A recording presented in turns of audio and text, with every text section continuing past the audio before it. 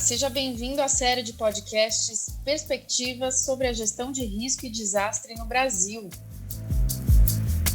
que aborda saberes e visões sobre riscos e desastres no país, articulando governos, universidades, organizações sociais e a sociedade civil. Fique com o episódio de hoje: Governança e Participação Social na Gestão Integrada de Riscos e Desastres.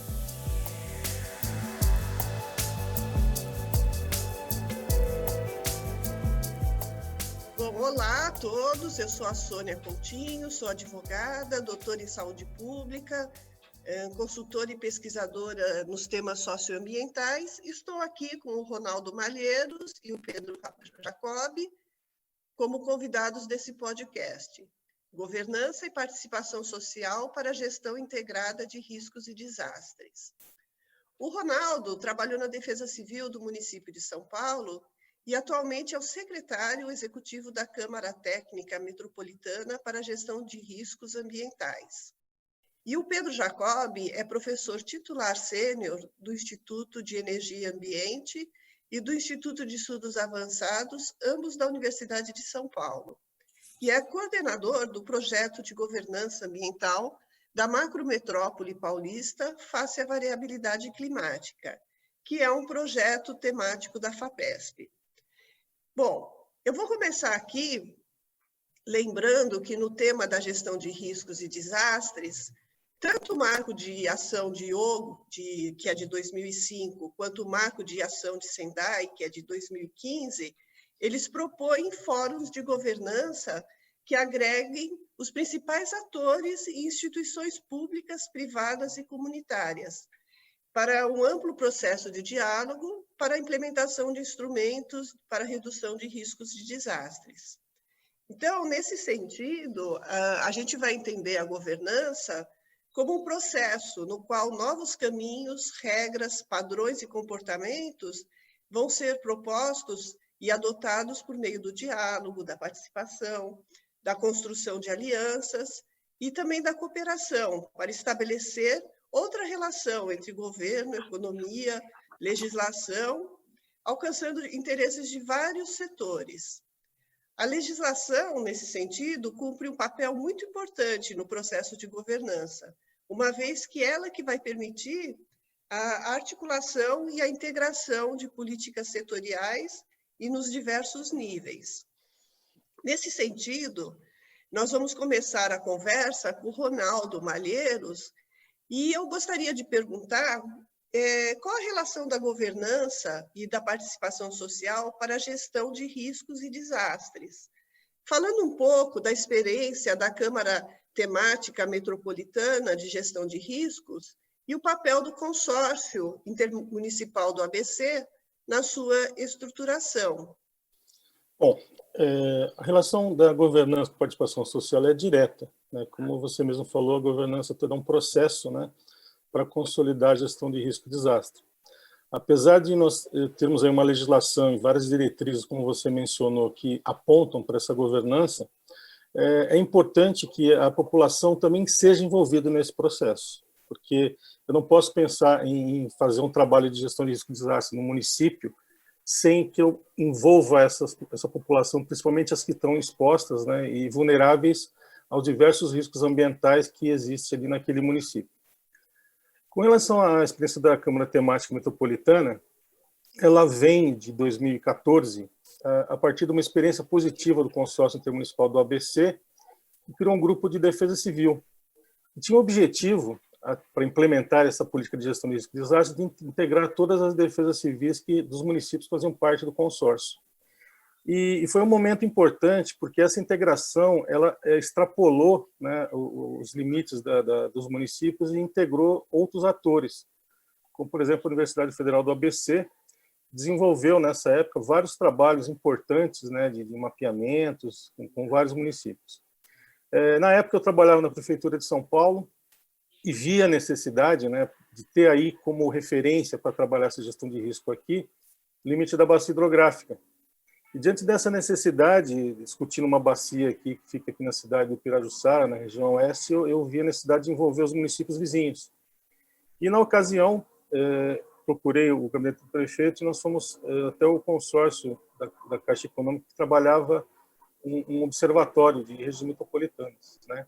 Eu já conhecia o trabalho do consórcio do ABC e foi importante porque, a partir dessa experiência de uma ação integrada, né, a gente pôde ir para as outras 4 regiões, outros 4 consórcios da região metropolitana, para tentar levar essa estratégia, que os municípios e as defesas civis se cotizassem e criassem uma ação integrada.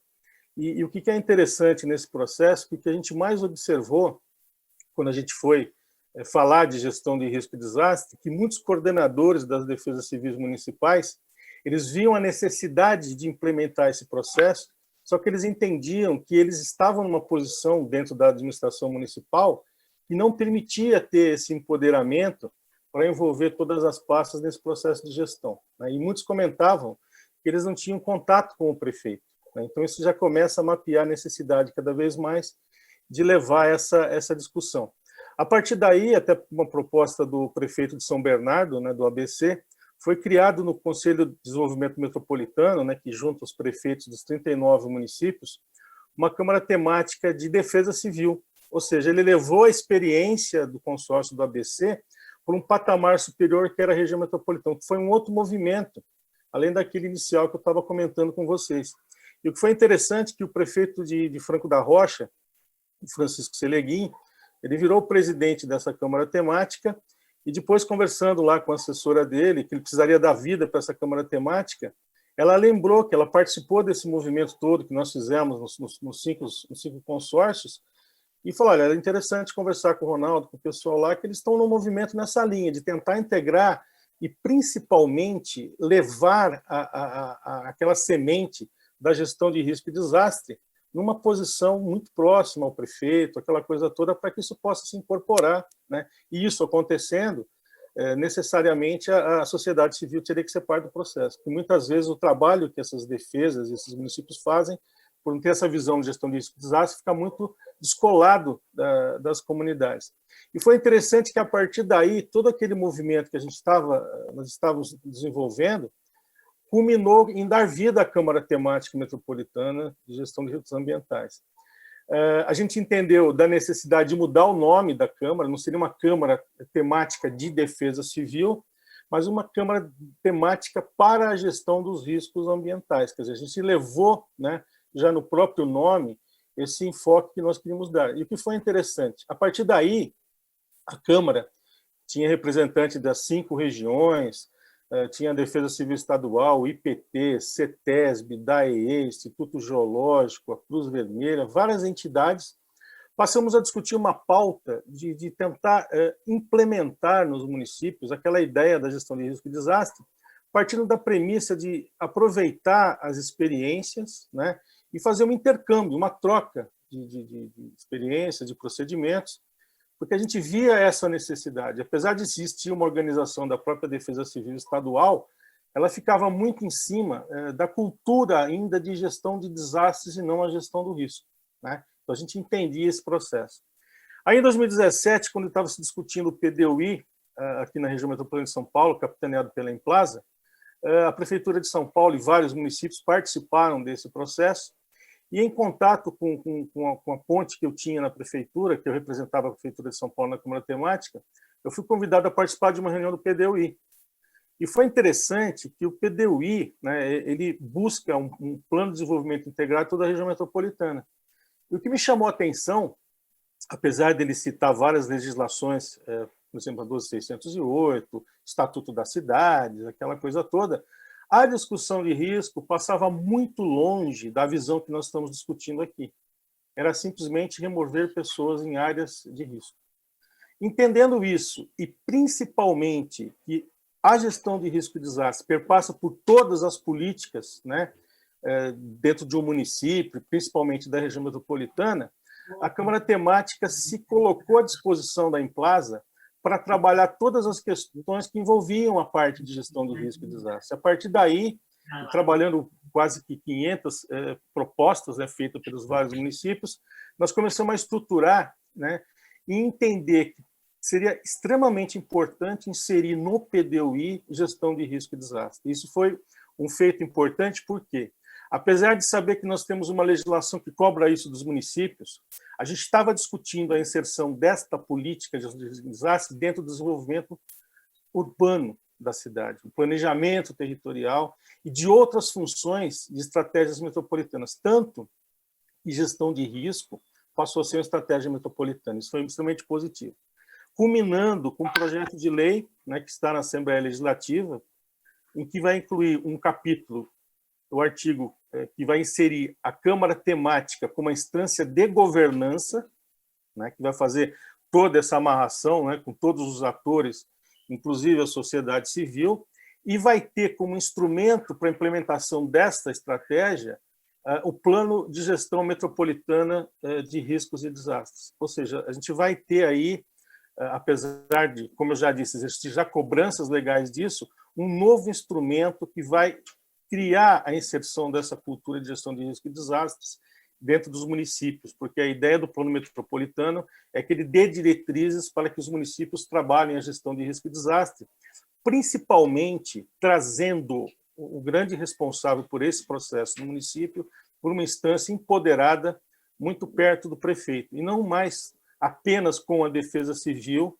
né, que muitas vezes, como eu já disse, ela não tem um empoderamento de envolver todas as pastas de uma gestão municipal para poder implementar aí a gestão de risco e desastre. Então, a gente avalia como extremamente positivo. Também seria bom, Ronaldo, você falar um pouco dos entraves para promover a governança e a participação social da gestão de riscos de desastres e quais seriam as melhores estratégias para melhores resultados e para continuidade. Com relação a entraves, eu acho que hoje o grande entrave está na própria forma como os gestores municipais enxergam gestão de risco e desastre. Tá? A maioria dos municípios joga e coloca esta questão sobre a responsabilidade das coordenadorias municipais de defesa civil. Essas coordenadorias não têm um devido empoderamento para fazer isso. Muitas vezes, até pelo perfil dos coordenadores, tem uma visão extremamente ligada na gestão do desastre. Então, nós entendemos que isso dificulta muito, principalmente porque quando você fala na questão da gestão de risco e desastres, e entendendo que a participação da sociedade é de extrema importância, muitas vezes, com esse foco que muitos municípios têm de trabalhar apenas no desastre, a aproximação das ações de gestão só aparece no momento em que eu tenho uma ocorrência.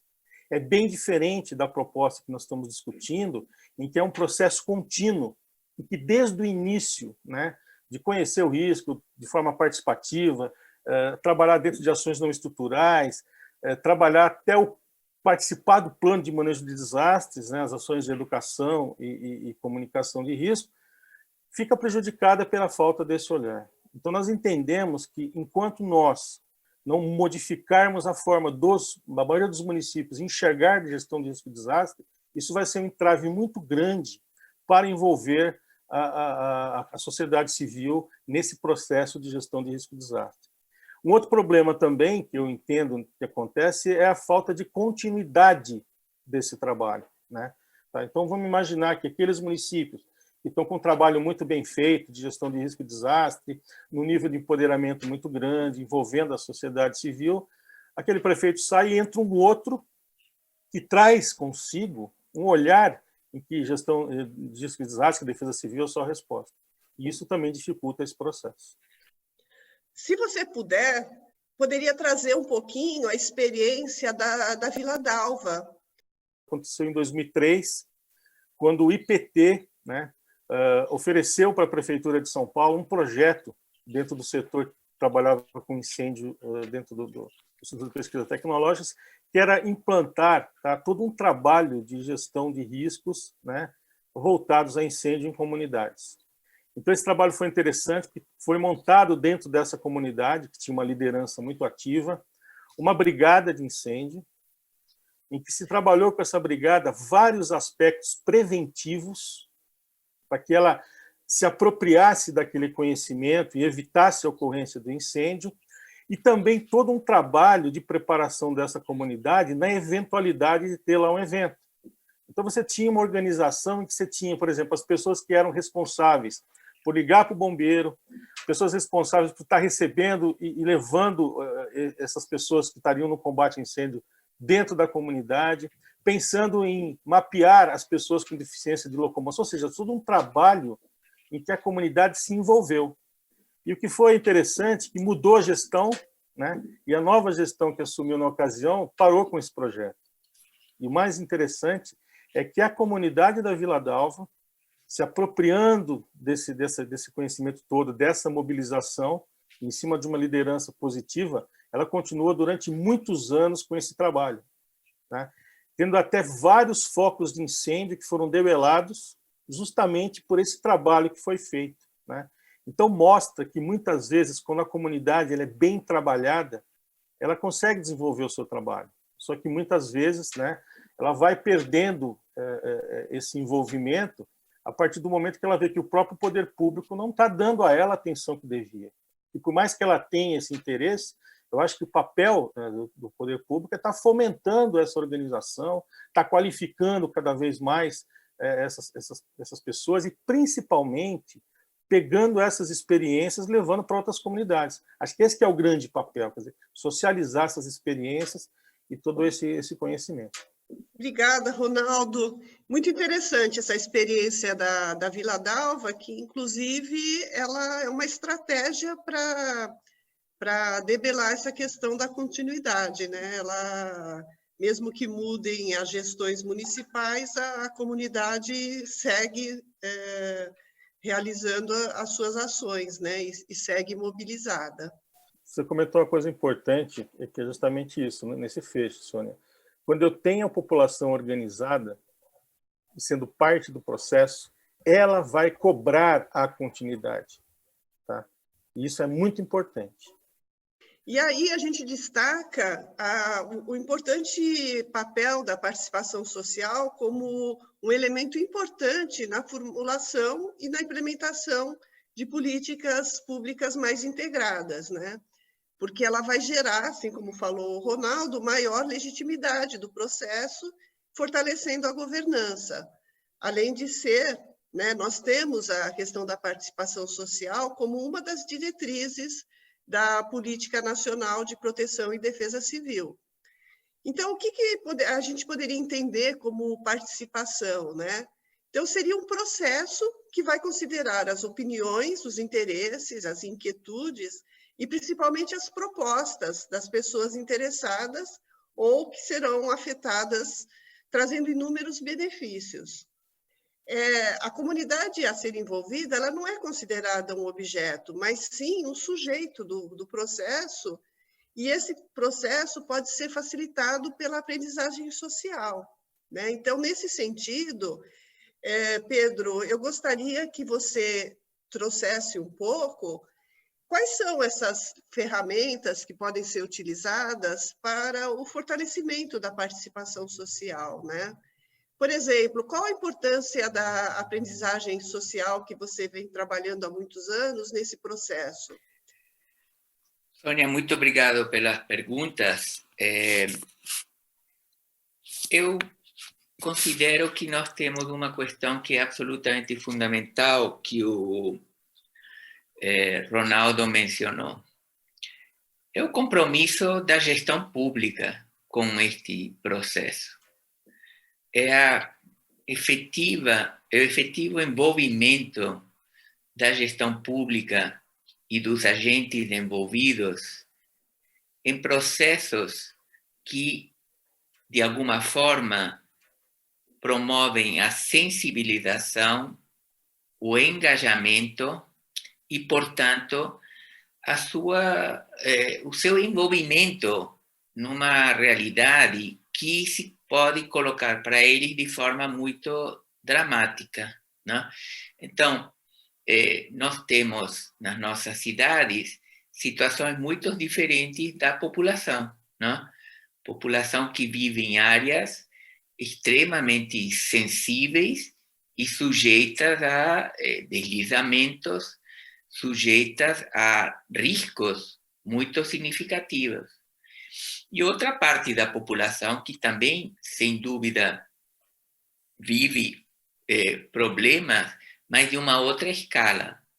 Então, o que eu entendo ser fundamental quando falamos em ferramentas é justamente pensar nos diferentes repertórios que a gestão pública e os agentes envolvidos precisam dispor e conhecer profundamente, de forma a criar espaços de encontro, de diálogos, de sensibilização. Não?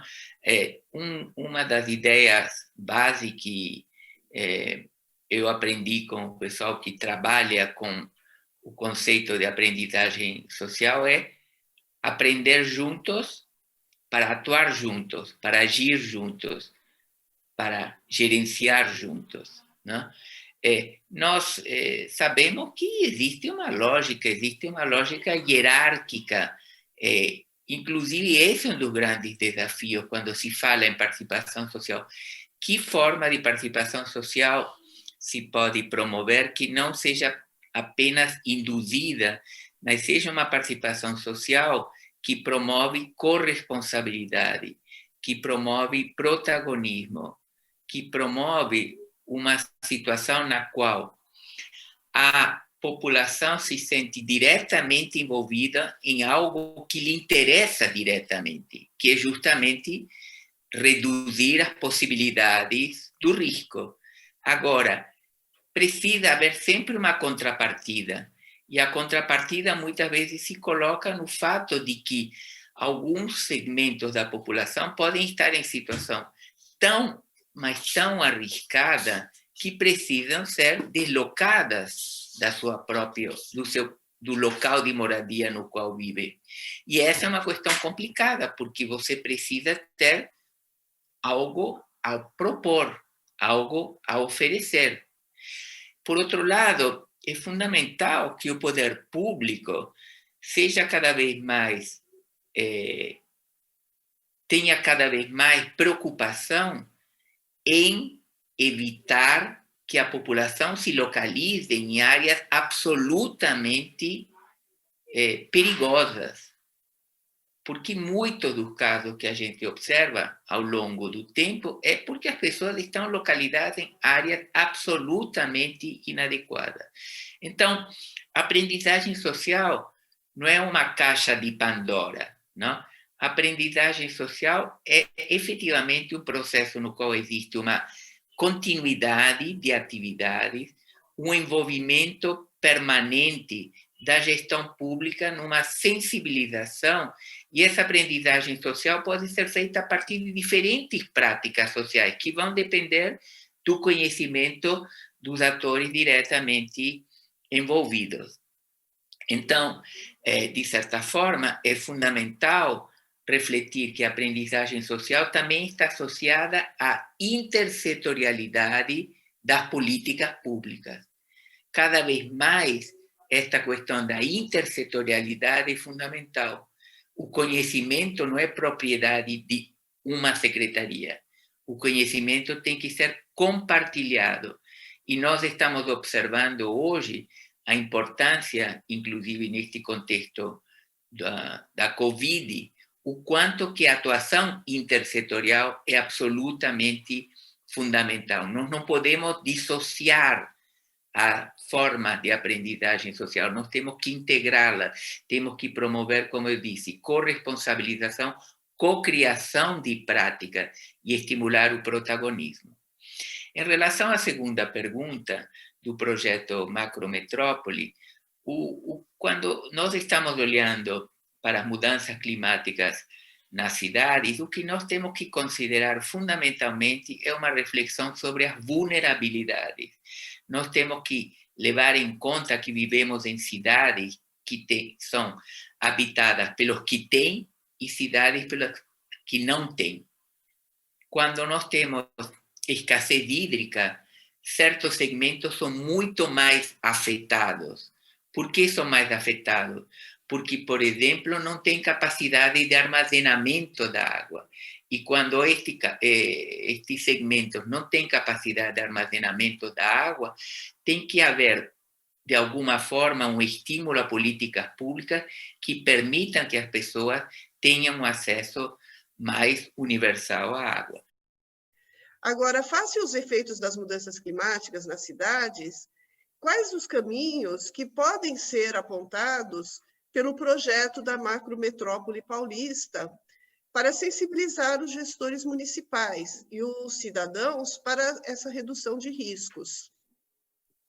Quando nós estamos falando dos processos vinculados às mudanças climáticas nas cidades, mais uma vez se coloca uma questão fundamental, que é de que maneira que a política pública garante ações que reduzam os efeitos das mudanças climáticas, que nós tenhamos cada vez ações que promovam justiça climática, que se promovam ações que estejam associadas a políticas que possam reduzir as desigualdades. Porque quais são os impactos das mudanças climáticas na cidade? Como eu mencionei, de um lado pode ser a situação de não ter água, mas de outro lado pode ser a situação de ter excesso de água. Então, nós convivemos com isso constantemente e ainda devemos considerar aspectos importantes que são os ciclos que temos, ciclos climáticos. Neste momento estamos entrando em La Niña, não? E o outro aspecto fundamental quando estamos considerando as mudanças climáticas nas cidades são as condições nas quais as pessoas vivem. Este é um elemento fundamental e Ronaldo mencionou, na medida em que você urbaniza melhor áreas de risco, você reduz efetivamente as possibilidades de desastres anunciados. Agora, sensibilizar os gestores municipais e os cidadãos, o que a gente tem observado é que a cultura é muito mais uma cultura do pós-desastre que uma cultura do pré. Ou seja, a prevenção é absolutamente fundamental. E a prevenção tem um custo econômico, tem um custo de infraestrutura, de investimentos para reduzir.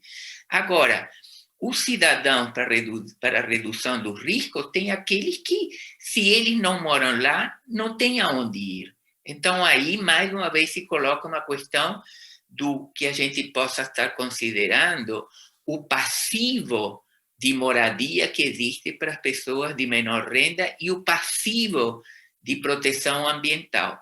Nós precisamos, efetivamente, pensar cada vez mais em soluções baseadas na natureza, ampliar o espaço para os rios, modificar a lógica de uso da água, estimular cada vez mais o reuso da água. Enfim, é uma série de iniciativas, nenhuma delas se está inventando nada. Elas existem, já estão propostas. A questão principal é a implementação e um trabalho permanente de prevenção e de proteção aos cidadãos. Obrigada, Pedro. Muito interessante o que você trouxe. Eu queria saber, Ronaldo, você quer colocar alguma coisa? Eu queria, sim. O professor Pedro colocou coisas importantes, que é a questão da vontade política, né, do governante. E o que eu vejo de interessante nessa proposta, que a Câmara Temática apostou bastante, do PDUI. O PDUI está numa esfera metropolitana, né? Quer dizer, ele está atrelado ao Conselho Metropolitano, que é o Estado que faz essa governança e envolve os prefeitos. Então, uma das coisas positivas, além de criar, né, essa governança, independente da legislação que já tem, até porque uma coisa importante, a Defesa Civil Estadual participa da Câmara Temática, né? Isso também dá uma força muito grande, e principalmente porque nessas mudanças de municípios, quando você tem uma instância bem estruturada no aspecto metropolitano, ela vai garantir ou buscar a garantia que essas políticas vão continuar mesmo com a mudança dos prefeitos. Acho que isso é um aspecto importante que a gente está apostando bastante, até porque é uma lei estadual, né, em que você vai ter a Câmara empoderada para fazer a governança e um plano metropolitano que vai trabalhar as 4 pilastras, né, que é conhecer o risco, ações estruturais, não estruturais, planejamento do desastre e educação e comunicação de risco. Então, isso vai ser importantíssimo quando esse PDUI for aprovado, vai ser mais um reforço para a gente consolidar essa proposta de gestão de risco de desastre dos municípios. Faço minhas as palavras do Ronaldo, ele tem uma experiência concreta, e o que a gente tem que também ter hoje uma grande preocupação é com o fortalecimento das instituições de planejamento. A gente está vendo uma situação na qual, por argumentos econômicos, se está criando uma situação de perda da capacidade de planejamento. Este é um componente fundamental. Uma sociedade precisa planejar. Sem planejamento e com improvisação, você sempre vai estar correndo atrás do problema. O problema tem que ser antecipado. A sociedade precisa ter cada vez mais clareza, primeiro, que convivemos com uma realidade de incerteza. Ninguém sabe como vai ser a situação climática do ano que vem, se vamos ter ou não um volume de água adequado para provisionar 22 milhões de habitantes na região metropolitana de São Paulo, ou 35 milhões de habitantes na região macrometropolitana de São Paulo. Obviamente que os prefeitos têm que estar cada vez mais qualificados para um trabalho de uma sociedade que tem uma enorme desigualdade, para as quais se tem que reduzir essa desigualdade, tem que se universalizar o acesso à água, tem que se reduzir o passivo ambiental existente nas fontes hídricas da cidade e tem que se garantir que a população viva em melhores condições, com menos riscos para a sua vida. Sim, e nesse cenário todo, Ronaldo, como está o Estatuto da Metrópole, né? O que o Estatuto da Metrópole pode auxiliar ou tem auxiliado nesse processo? Bom, ele tem uma grande importância que ele tem uma raiz a partir do Estatuto das Cidades, né? De colocar aí que as regiões metropolitanas e os aglomerados façam seus planos de desenvolvimento urbano integrado, para justamente suscitar a integração das ações de interesse público entre os municípios e, na verdade, criar, de certa forma, uma governança para várias áreas de atuação da gestão municipal, né? Entre elas a gestão de risco e desastre. Como eu falei, é um tema importante. E no caso da nossa bandeira da gestão de risco e desastre, em aprovado o PDUI, a Câmara, como eu disse, vai estar empoderada para fazer essa governança, né? E o Plano Metropolitano de Gestão de Risco vai ser esse grande instrumento. Então, eu tenho assim, muita certeza que a gente vai ter uma ferramenta a mais para poder mudar esse quadro que a gente tem hoje e que a gestão de risco e desastre passe a ser entendida pelos gestores como um processo permanente, né? E principalmente de integração das várias áreas de gestão de uma cidade e não deixar de lado a população como parte desse processo. Ronaldo e Pedro, muito obrigada pela presença de vocês e aos ouvintes que nos acompanharam. Queria agradecer muito o convite e entendo que esta é uma agenda muito importante de ser compartilhada e parabenizo ao grupo de trabalho que está à frente desta iniciativa. Eu queria só complementar uma coisa, dizer da honra de poder participar e dizer da importância desse projeto que está sendo capitaneado aí pela Defesa Civil Nacional, de levar um pouco a visão de gestão de risco de desastre para esse Brasil inteiro.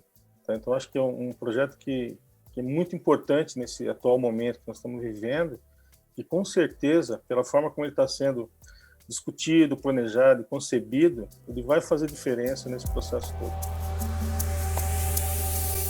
Você acabou de ouvir Governança e Participação Social na Gestão Integrada de Riscos e Desastres. Episódio da série de podcasts Perspectivas sobre a Gestão de Risco e Desastre no Brasil. Uma realização da Secretaria Nacional de Proteção e Defesa Civil, SEDEC, do Ministério do Desenvolvimento Regional, por meio da cooperação técnica com o Programa das Nações Unidas para o Desenvolvimento, o PNUD Brasil, e em parceria com o Instituto CIADES, a Universidade Federal do ABC, e a Universidade Metodista de São Paulo. Ouça também os outros episódios, que trazem diferentes saberes e visões sobre riscos e desastres no país. Até o próximo episódio!